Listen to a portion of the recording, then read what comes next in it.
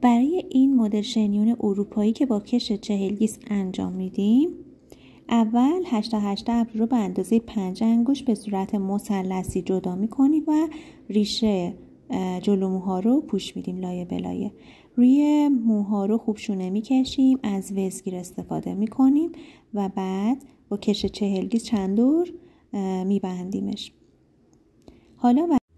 حالا وسط مو رو باز میکنیم با انگشتمون و دم موها رو به این صورت از رو رد میکنیم و از زیر میاریم بیرون.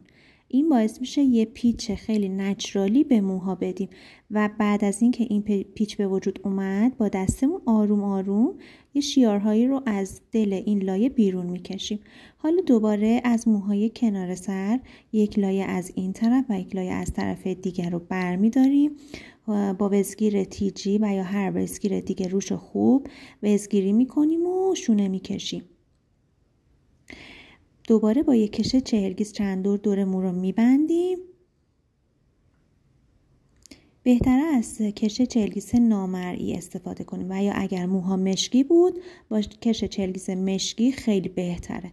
حالا موها رو دوباره از وسط لایه رد میکنیم، از رو میبریم و از زیر در میاریم و با دستمون حالت شیار میکشیمش بیرون و شلش میکنیم. این باعث میشه یک پیچ نچرال و اروپایی به ما بده. دوباره لایه بعدی رو انتخاب میکنیم. این لایه ها رو سعی کنید خیلی زیاد بر ندارین چون مو سنگین میشه و باعث میشه بین لایه جدید و لایه قبلی فاصله بیفته. شونه میکشیم، وزگیری رو انجام میدیم. از فیکساتور هم میتونیم استفاده کنیم توی این مرحله که حسابی وزگیری انجام بشه. از وزگیر تیجی برای اینکه خورده موها اگر موها خیلی شکننده و دکولوره شده بود میتونیم استفاده کنیم. حالا همه موها رو شونه میکشیم، خوب وزگیری میکنیم و دوباره با یک کش 40 گیس دیگه این قسمت رو میبندیم و دوباره با همون تکنیک قبلی مو رو از رو رد میکنیم و از زیر در میاریم و سفتش میکنیم و با دستمون لایه رو هی آروم آروم بالا میکشیم. این باعث میشه که روی کش قبلی هم کاور بشه با لایه های بعدیمون. حالا در نهایت کار هم اینجا از لاینر و گیر مویی هم میشه استفاده کرد، ولی تا پایین موها رو ما لایه به لایه به همین صورت با کش 40 گیس میبندیم و با این پیچ یک حالت رو بهش میدیم.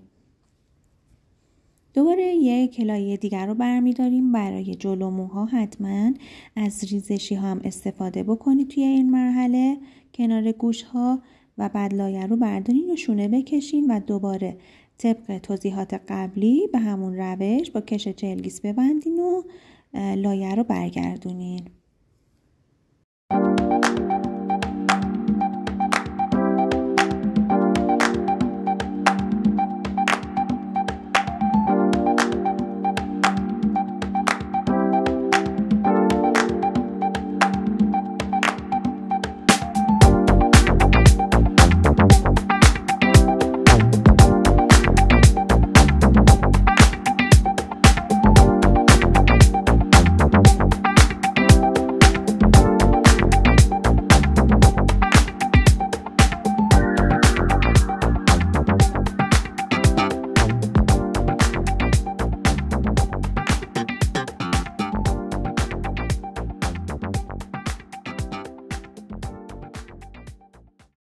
حالا وقتی لایه آخری رو انجام دادیم بیاین همه موها رو جمع کنید توی دستتون بگیرید و با یه دونه کش دور تا دورش رو ببندید.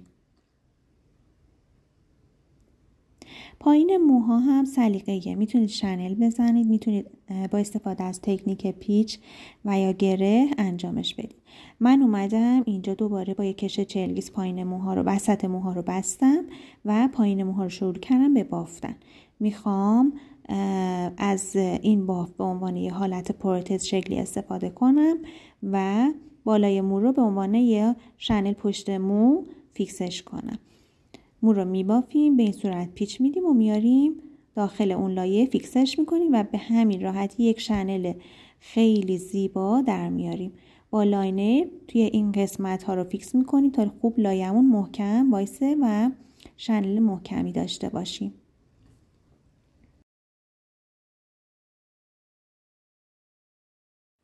حالا آروم آروم با دستمون باز میکنیم و دور تا دور شنل رو مرتب میکنیم و جاهایی که لازم داره رو با مویی و یا لاینر خوب فیکسش میکنیم.